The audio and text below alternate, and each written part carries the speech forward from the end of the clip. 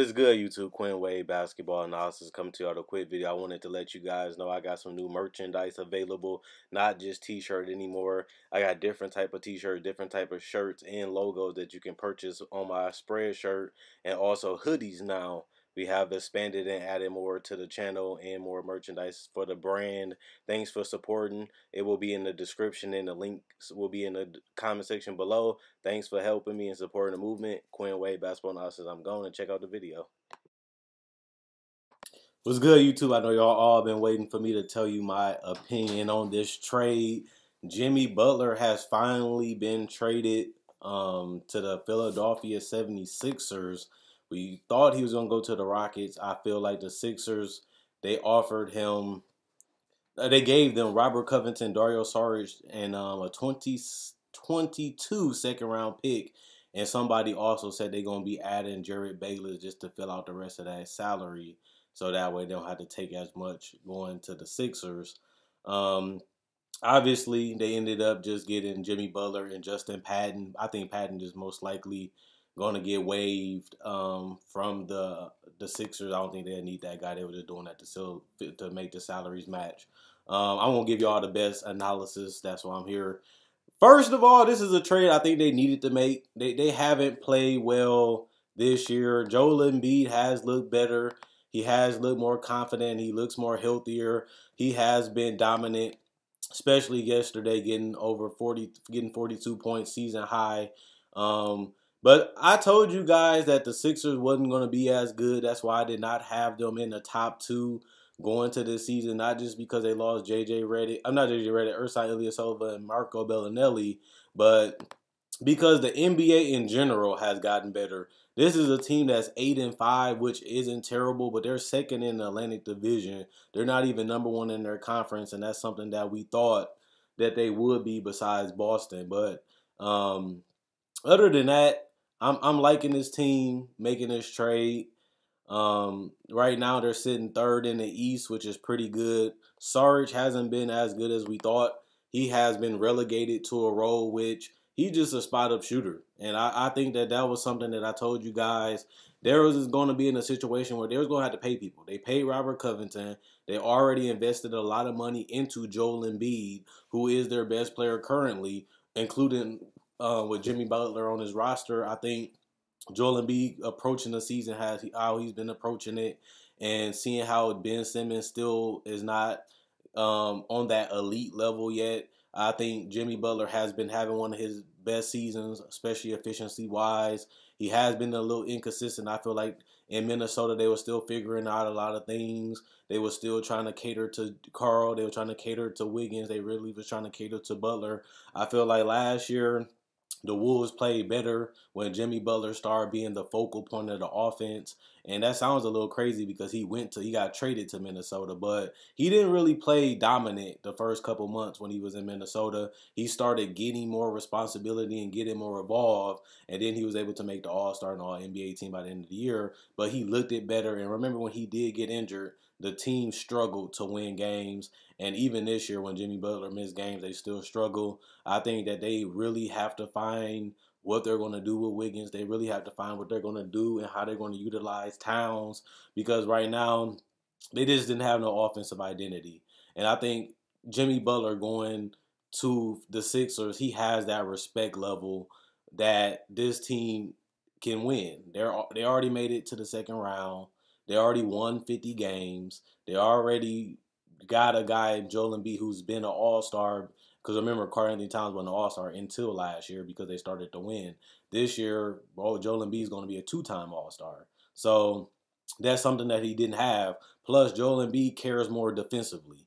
Joel Embiid has been excellent in switching defense, trying the hardest to guard point guards.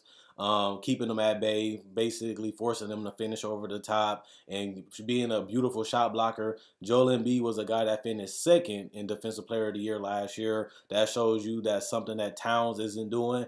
Towns is as dominant offensively, in my personal opinion, when he gets the touches.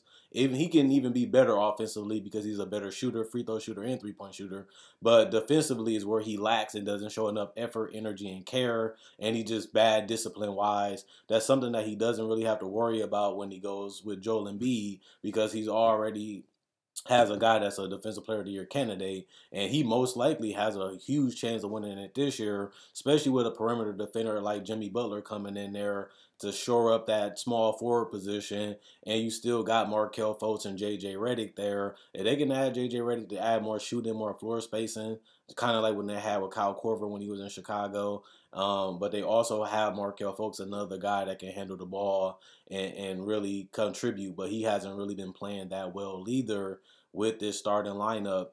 So I wonder what they're going to do with him. They might bring him off the bench and let him do his thing like he did last year, and he played pretty good off the bench for the time and the minutes that he got in the games that he played. But he might have more free control to do whatever he want to do as the number one guy off the bench. And JJ Redick will fit better because he has that a guy that keeps the defense guessing and moving because he's always getting guarded. Plus, you still got to worry about Embiid. Plus, you didn't have to worry about Jimmy Butler. But that power forward position is going to be something that they're going to really have to look into because I feel like Dario Saric and Ersan did really well in those roles, and I don't know who really going to do it for them now at that position. They got Amir Johnson, but he's not consistent enough to really respect. Mike Muscala probably could do it, but I don't know if you can really trust him in big games and getting a lot of minutes. Also, Ben Simmons, some people say he's going to go to that power forward position and play off the ball. And if he does that, that makes more sense. Run him on offense as a point guard, and on defense, he guards a power forward. I don't really see how that's going to be a problem. He's going to be a great rebounder either way it goes, and he's still going to be able to, pick apart the defense and play his game. And Jimmy Butler is a guy that needs the ball more in his hands compared to a guy like Covington and compared to a guy like Saric.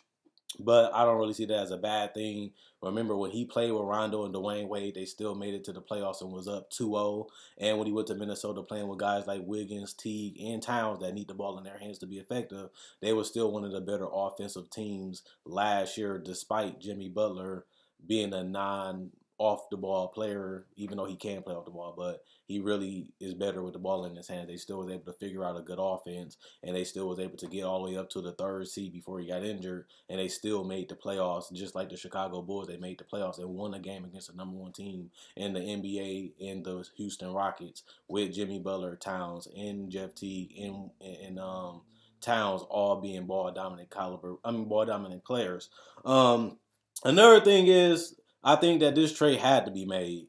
And the main reason why I say that is because at the end of the day, when you look at this team and you look at this roster, they just didn't play well enough. They really needed big performances because the talent level, the power creep is more players, more diversity, more shooting, more ball handlers. Everybody's trying to go to this style where everybody can handle the ball, everybody can shoot. The bigs are becoming shooters. The bigs are free throw shooters, or good free throw shooters now. Everybody can do everything. So Covington was more of a modern day guy that he has a role. I'm going to play defense and shoot threes.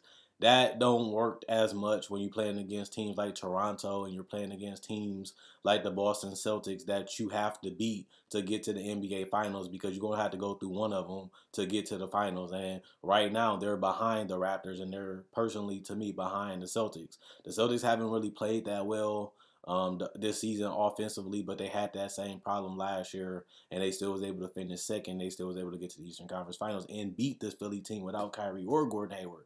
That just lets you know that the Sixers still have ways to go, and this trade shows Joel Embiid, it shows Ben Simmons and Brett Brown, who's been there for a while too, that they're committed to winning and they're going to do whatever they have to do to win. And I don't think you should just trade and gut the whole roster. Dario Saric really wasn't fitting. He really wasn't going to have the same presence and identity there because he's really just a catch and shoot power forward. And I think he can do more than that. And I think that he can be more versatile for a team like the Wolves that need him to do more because now he's going to be replacing Jimmy Butler's touches and minutes. And then you still have Covington, who fits better with Wiggins because he can play off the ball, because they need the shooting, which is he's a great 3-point shooter and he's a great defender, something that they don't have at that wing position because Wiggins is not, and he fits with Towns because he doesn't need the ball either. So, and Jeff T can run the offense because Robert Covington don't need the ball, and Sarge don't need it all the time. But Sarge is a decent playmaker. He is a decent scorer, and he is a decent post-up player. But he will have more opportunities and more times to shine in a team like Minnesota than a team like the Sixers, who already have their guy, who already have that mindset of winning now, and you just have to do this to fit in with this team so we can win. I think he have a more expanded role with the Wolves, who are in the West, and they're going to need more versatility if they really want to get back to the playoffs. And since their record is so bad, they're going to really need to have to find that out quick, unless they're not going to make the playoffs, even though they wasn't making it anyway so far. Now they have a guy that can give them some versatility with Karl Anthony Towns and Wiggins, and they still have a perimeter defender in Covington, and they still can, when Jeff T gets back healthy, have D Rose come off the bench and still have a player like Jeff T orchestrate that offense. So I like this trade for both teams. I don't think this is a mind-blowing trade. I don't think this is a game-changing trade. I just feel like this is a trade to show we feel like we're up there with the Raptors. We feel like we're up there with the Celtics, and we need to make this move to enter that conversation. I feel like the Sixers was almost there last year, but they had to learn, they had to develop, and they had to figure out how to win pressure games in the playoffs, which they flopped against Boston, and they had to show Joel Embiid that he has to do more, especially on the offensive end. And having a guy like Jimmy Butler that's going to create his own shot, knock down and take big shots in the fourth quarter, and, a guy that can carry the offense if him or Ben Simmons is struggling, that's something that Sarge really couldn't do consistently, and that's something that even Covington, he'll have games where he's hot, he'll have games where he's streaky, he'll have games where he's absolutely cold because he relies heavily on that jump shot, and that's something that Jimmy Butler doesn't do. He can get to the paint, he can get to the free throw line, he can shoot jumpers, he can shoot threes when he has to, but he also can create for others as a solid playmaker, and that's something that Covington and Sarge really couldn't do on the level that Jimmy Butler do. And that's something that I think will be fine. And I still think that they should still be open to the buyout contracts, just like they did with Marco Bellinelli and Ersan. I really, truthfully, and honestly think that that's going to be a thing that they need to focus on too, is when the free agents become available. Try to pick up as many as you can to make a run. And I think too, like I said, with the commitment to Joel Embiid last year, paying them the money, you do have to realize that they had to pay Ben Simmons, but they also going to have to pay Fultz, and they're also going to have to pay a guy like Dario Saric.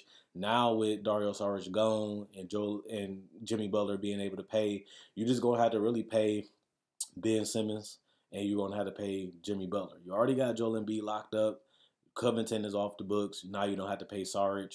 You just pay Jimmy Butler his money, and then you have Ben Simmons that has to get paid next. Markelle Fultz has not shown a sign of being a superstar right now. So until he shows that, he's not going to warrant the money. And nobody's really going to break the bank for Markelle Fultz the way he's playing right now. It can change. He can get better. But at the same time, as of right now, that's 2-3 years from now. And they don't have to focus on that as fast as focusing on Dario Saric, who you had to pay around the same time as you had to pay Ben Simmons. So that's another thing they can avoid, another year of rushing to pay these players. Now they got a guy that gives them a year, to wait and say, like, okay, we like what Ben Simmons is doing. We like what this team is doing. Now that we got Jimmy Butler locked up, if he stays, which he can still leave, but I think that he's going to stay because this is a competitive team. This is a better defensive team, and this is more of a team that cares about being the guy. Like this team feel like they have that confidence, they have that swagger, and they feel like they can compete with anybody. And that's something that I don't really think he believed in Minnesota, but that's something that I see from this team. And once Jimmy Butler get into that culture and he sees that they want it, he gets into that locker room and he goes against them in practice, he's really going to see that this team really wants to win, and this team is willing to get better, challenge themselves, and do whatever they have to do and learn and be students of the game to get there. And I don't feel like that Minnesota, when he got there, we all thought they was going to make the playoffs, and they did. Wiggins never got better defensively last year or this year. Towns he's been looking worse this year, but his defense hasn't got better, and the talent got better this year for the Wolves. but the stars never did. And I feel like Joel Embiid looks better. Ben Simmons knows who he is, and he's expanding on what he does. And I feel like even Markelle Fultz is a guy that he might not be putting up the numbers right now, but he has that confidence to get there. And I think Jimmy Butler is going to see that. And JJ Redick is the ultimate professional at this point. So that's one thing I already know, that he's committed to winning, because he came back to a team like this that needed him, and he went there last year and he was a big difference for them. And I think that if you insert him back into that starting lineup and let Markelle Fultz be that guy that can do everything off the bench, I think that helps smooth out this team until, next year. Then they got to figure out what they're going to do with JJ and Jimmy, and that's something that we will have to see when it happens. But right now, I think this trade is good for them, and I think that they made this trade to put themselves back in that conversation with Toronto and Boston. With Boston struggling right now, this is a good power move, because y'all have around the same record. If you can get a couple wins, get that confidence, that chemistry together, because this is not an all-star break trade. This is before the all-star break. So now you have 60-something games to figure it out. You have 60-something games to get on the same page, and you have 60-something games to see, is Jimmy Butler going to be a good fit? Can we win with Jimmy Butler as the guy? You have more time to figure it out by making this trade now, compared to making it at the All-Star game and trying to win games, but also try to figure out how to make everybody happy and figure out everybody role and still figure out how to win games. And then you have to play in the playoffs when y'all still a little bit, not on the same page. And that's something that they can figure out now that the trade is made early in the season instead of halfway through the season. So let me know if you guys think this is a good trade. Do you think that Jimmy Butler going to be happy? Do you think Jimmy Butler going to stay? Do you think him and Joel Embiid to be better, because Joel Embiid is a better defender and he's a more dominant player right now on both ends of the court than Towns?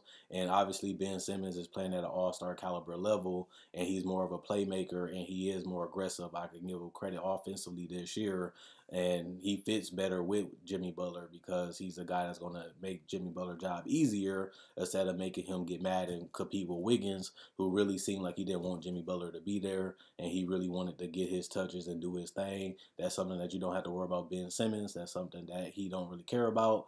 But at the same time, we still have to see how this works, how it fits, how everything goes, and the struggles and the weaknesses of this team going to get exposed as we get towards the playoffs. And will they be able to figure it out and fix those holes in their team with the free agency in the trade deadline, and also going into the playoffs? Um, let's see what's going to happen. So let me know what you guys think. Check out my website, analysisplayground.com. Link will be in the description in the comment section below. Check out my Facebook page, analysisplayground.com. Link will be in the description, comment section below. Thanks for liking on Facebook. Thanks for supporting the movement. Thanks for continuing to watch. Thanks for binge watching my older videos. Thanks for looking forward to this video, because I couldn't wait to make it, and I know you guys is enjoying it. But also, I got that NBA rookie analysis breakdown, Marvin Bagley, coming up, and that's the video I'm going to give y'all next. So watch out for that. If you ain't subscribed, you might as well get on that bandwagon and join right now. And also check out my Spreadshirt. There you can find t-shirts, sweaters, and hoodies, and other things like water bottles, pillowcases, and even things like a mouse pad, all available on there. Thanks for supporting the brand. Quinn Wade Basketball Analysis. I'm going. And let me know what you guys think in the comment section below.